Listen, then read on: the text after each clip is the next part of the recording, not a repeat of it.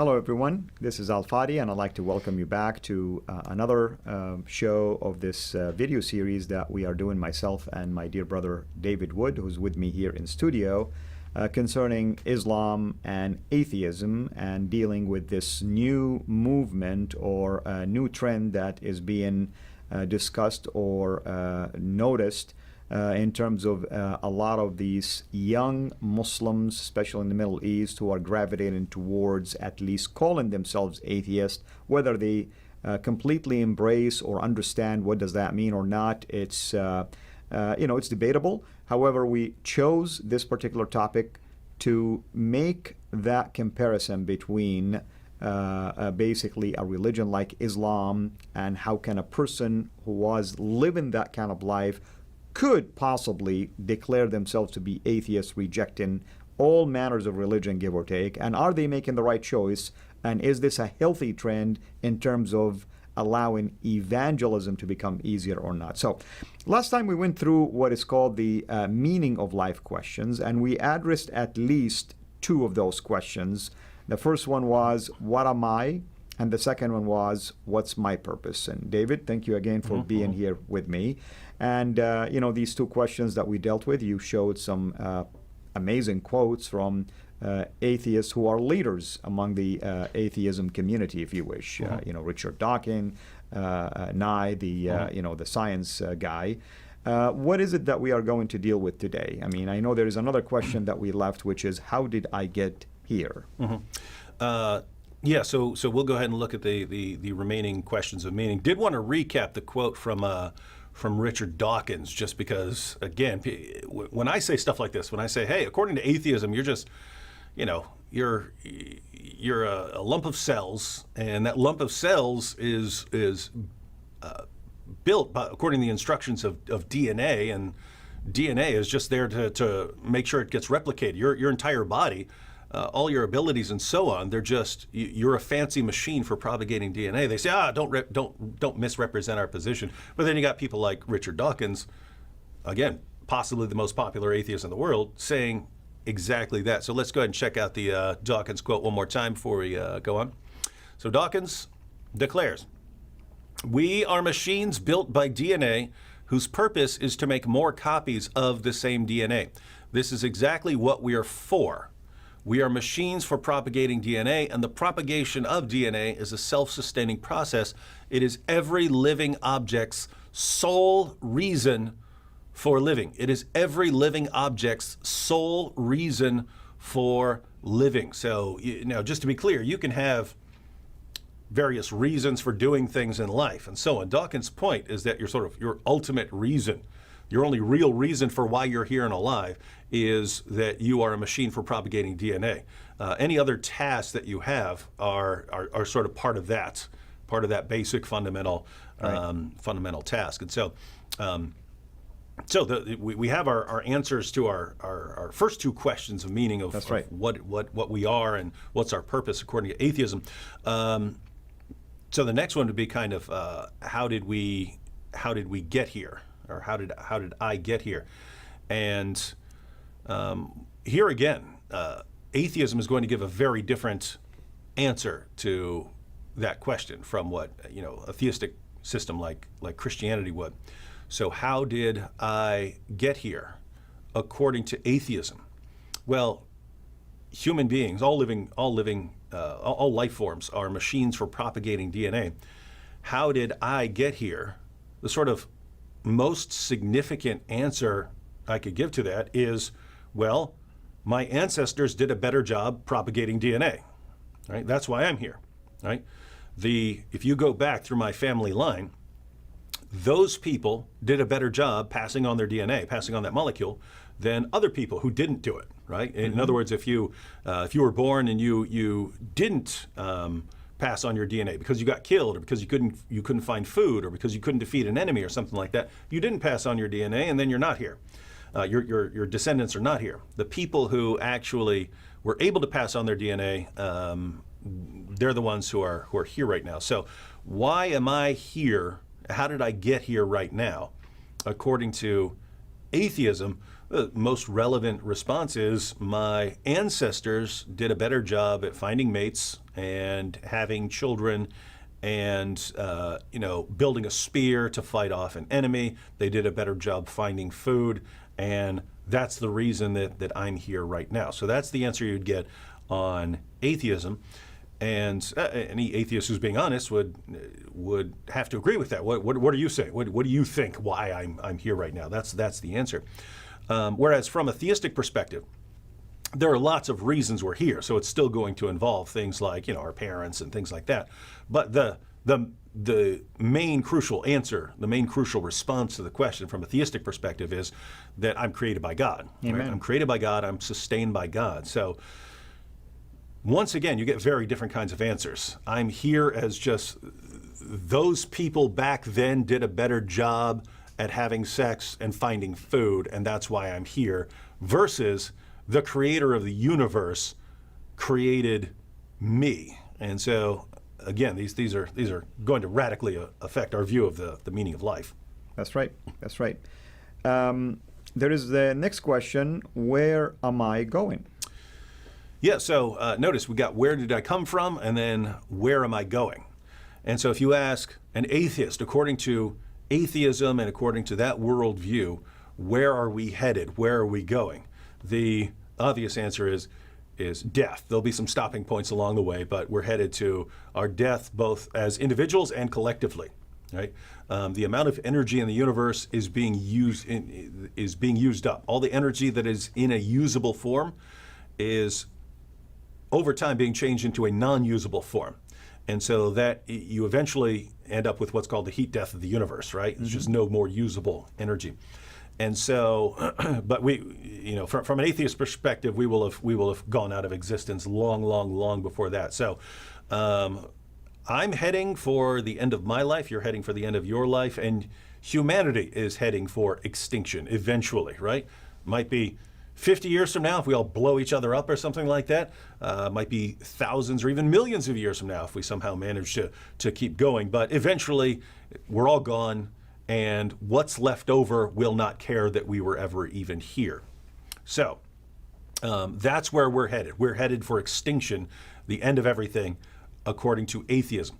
According to something like Christianity or even to Islam, where are we headed? Well, there are various stopping places, but death is just another stopping place, and so we're actually headed for some sort of eternal life. Life continues beyond the grave, and once again, far more significant from a theistic perspective than what you have available on atheism. Yep, that's true. That's true. And interesting, of course, the Bible talks about Jesus, for instance, showed us where we're going.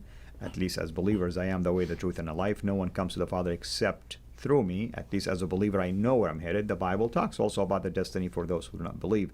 But yeah, it's definitely a fascinating thing. And obviously, we're talking about Muslims who do believe in God, who do believe that there is a purpose, at least for them, who do believe that God created them, and also know that there is a final destiny as well beyond death. So it is always fascinating to me to see how someone can make that shift in their worldview or drastic shift. And I think I should point out, I think one of the things that the new atheism does, whereas the sort of old atheism didn't. The old atheism was basically, hey, your religious talk is a bunch of nonsense, but we don't really care what you believe. It doesn't matter because we're atheists, right? That was the old atheism. The new atheism said, no, religion's going to destroy the world. It's going to end science if we don't do something about it. And so what it did was it gave people a sense of purpose, right? Like, we have to save the world from religion. Us atheists have to save the world from religion. And so it gave them a sort of replacement meaning in life. We're the saviors of humanity. If we don't go out and do something, religion's just going to ruin everything and kill us all. And but notice you can give yourself a sort of temporary meaning like that. But I mean, if you were to step back and say, well, what's the real point of it all, right? The things you think religion is going to do to the world and that you're not going to do to the world. One, I don't believe you. I mean, we've seen the track records of atheist regimes in the world. They tend to be the bloodiest in all of history, right? I mean, if you look at communist China and communist Russia and things like that, they slaughtered more people than anyone else in history. So I don't believe you when you say, but atheists would control things so much better. But even if you thought that, what's the point, right? What's the point of thinking I could do a little bit better? Again, you can have, this goes back to the analogy from the last video. A vegan has food options, but they're just far narrower options than are available to people who aren't vegans. And likewise, yes, you can have some sort of meaning in life, but it's not the sort of meaning that has any sort of ultimate significance. It's just, here's what I'm going to do with my life. Yeah, there's no real point to it, but I'm going to go out and fight real hard for this thing that doesn't really matter. Which really defeats the purpose anyway, right? So the next question we have then is, what am I worth? Mm-hmm. Yeah. Now think about what your value is according to atheism. We've already seen you're a machine for propagating DNA. So you're valuable to that molecule. You have value to that molecule. You are the machine that goes out and propagates it. But the molecule is mine, this little molecule. Now, just to be clear, because we don't, we want to be honest about the position of atheists. There are atheists who say, they find their lives very worthwhile, and they have relationships with other people, and they value other people, and they are valued by other people, their friends and their family members, and so on. So they have worth in the sense that they have value to other people. But here again, like with the example of veganism, it's nothing beyond that, right? You can. Again, you can make copies of DNA. You have value in that sense. You might have value to future generations if you make some important contribution to society or something like that. So you can have limited value, but again, it's limited, right? You don't have the sort of ultimate value that is available on theism. Let me give. We already talked about Bill Nye, the science guy, last time. Let me give a different quote by him. Bill Nye says. As I learned more about evolution, I realized that from nature's point of view, you and I ain't such a big deal. Humans are just another species on this planet trying to make a go of it, trying to pass on our genes into the future, just like chrysanthemums, muskrats, sea jellies, poison ivy, and bumblebees. So he's saying, from nature doesn't care, right? You've got all these different species, they're all passing on genetic information. Why do we think we're so special? We're not. We're just another thing. So what are we worth? Well, not a whole lot. Now, compare that to an answer you get from something like Christianity. What are we worth? In Christianity, we're worth so much that God entered creation to die for us, right? The Almighty Creator of the universe entered creation to die on our behalf. That means we're worth a lot. We are worth a whole lot. Once again, very different answers that you get from theism and atheism. Amen. Now let's look at the next question, which is basically the last question in that series. What's the point? Mm-hmm. Yeah. So the kind is, what's the point to our lives and to what we do, to our existence? What's the point of it all? Here, once again, I don't want to. When I talk about atheism and the implications of atheism, these are things that I realized about atheism when I was an atheist. So this isn't me as a Christian trying to insult another position. These are the implications of atheism. Most atheists do not recognize these. They don't sit back and think, this is where my worldview leads. Mm-hmm. But nevertheless, if I were to say, here are the implications of atheism, it's pretty depressing. They'll say, nope, I'm misrepresenting them. So for this, I'll go ahead and quote one of the, trying to think, possibly the most popular atheist intellectual of the 20th century. So now it's Dawkins. I reluctantly call him an intellectual atheist. He is an intellectual. He's a biologist, and he is an atheist, but not necessarily an intellectual atheist in the sense that he's very sloppy when in that, like, you can be an expert in one area and be very sloppy in another area, right? You could be a brilliant chemist over here and be a horrible mathematician or something like that. So you could be pretty sloppy. Although, if you're going to be a great chemist, you should get your mathematics down. Whereas Bertrand Russell, he's a philosopher, so he's very focused on arguments and clarifying arguments and things like that. But let's go ahead and check out a quotation from Bertrand Russell, and he's going to he's going to answer this question for us. He's going to say he's going to answer what's the point? What's the point of all of this from an atheistic perspective? So this is Bertrand Russell, possibly the most influential atheist intellectual of the 20th century. He says, man is the product of causes which had no prevision of the end they were achieving. His origin, his growth, his hopes and fears, his loves and his beliefs are but the outcome of accidental collocations of atoms. No fire, no heroism, no intensity of thought and feeling can preserve an individual life beyond the grave. All the labors of the ages, all the devotion, all the inspiration, all the noonday brightness of human genius are destined to extinction in the vast death of the solar system, and the whole temple of man's achievement must inevitably be buried beneath the debris of a universe in ruins. All these things, if not quite beyond dispute, are yet so nearly certain that no philosophy which rejects them can hope to stand. Only within the scaffolding of these truths, only on the firm foundation of unyielding despair, can the soul's habitation henceforth be safely built. So this is a guy who recognized the implications of atheism. Everything we do, everything we strive for, everything we strive to accomplish is all destined to be buried. Mm-hmm. And there's nothing that's going to remember us so he's recognizing it and saying, what's the result of that? It's complete despair should be the result of that.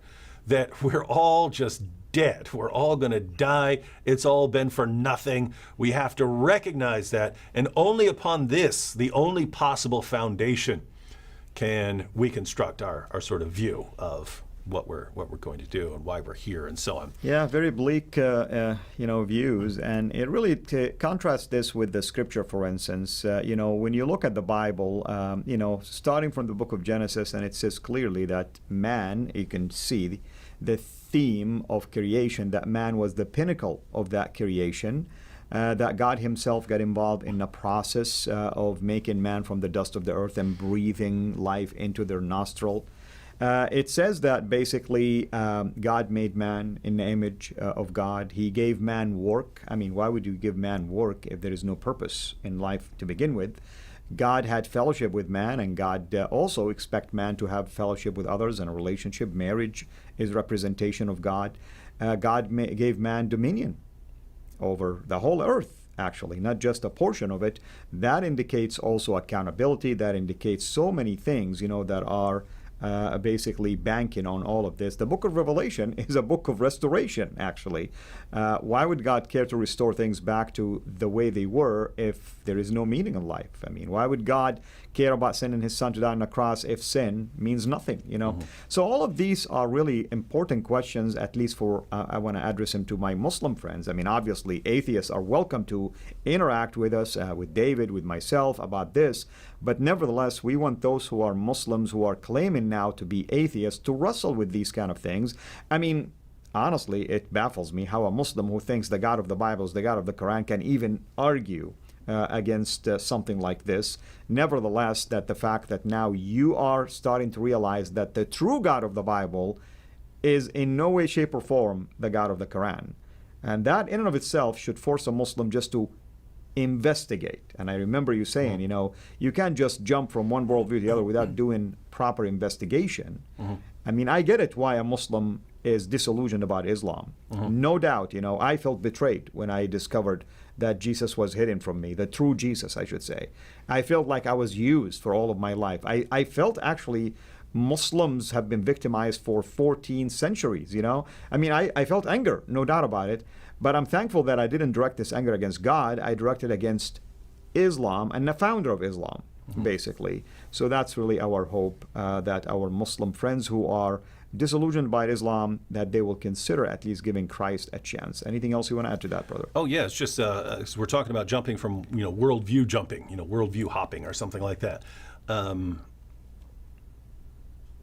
We obviously have our issues with Islam.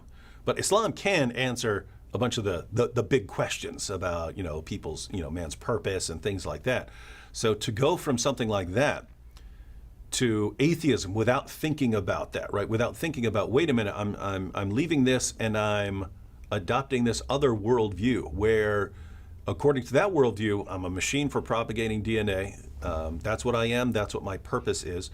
My real reason that I'm here is that my ancestors had more sex and found more food than the ones who didn't, and that where I'm going, I'm just headed for distinction, and that there's really no point to it all, and any view of ourselves has to be founded on nothing but despair. Before you sort of sign on for that, because those implications are so massive, that's a paradigm example of where you should say, hang on, before I agree to that, let me make sure I at least explore some of the main options. And one of the main options would be Christianity. And so, yeah. Absolutely. So, David, this kind of like concludes our first part of this series. Now, where are we going from here? So, for the benefit of our audience. Well, now we're going to turn our attention to morality. We're going to compare the implications on morality for that theism and atheism would have. In other words, our beliefs about right and wrong, good and bad. What's the status of those beliefs? If theism is true, what's the status of those beliefs? If atheism is true, we'll also have a video on looking at a moral argument for the existence of God. So if you take these moral issues seriously, if you take objections to Muhammad's character seriously, does that have actual implications about what you should believe? Mm-hmm. And is it actually a problem for atheism? So we'll look at those, and then after that, we're going to go through some of the problems that even many atheists acknowledge about Muhammad and see his moral actions. If you acknowledge those as problems, if you say that what he did there was immoral, then is that consistent with your worldview as an atheist, or are you actually smuggling Christian beliefs, theistic beliefs, into your objections? Excellent. Thank you so much, and hopefully everybody who is following us on this series is excited about the stuff that we've shared so far. And as always, we recommend that you go ahead and share it with others as well, whether on Facebook, through other means as well on platforms, to help those who are seeking be exposed to these kind of arguments that we're raising. Of course, no better person here to share with me about the topic of Islam and atheism than my dear brother David Wood. We both represent these different views, and I hope that you will find it helpful. Until we meet again, have a blessed day. Thank you so much for taking the time to watch this video. We can't make these quality videos without the help of partners like you. So please consider becoming a Patreon supporter today at patreon.com/Sira International. I want to make sure you always get notified when we release a new video. So please click the bell to be notified, and of course, make sure to subscribe to this channel. If this video was helpful to you, please click the thumbs up. Thank you.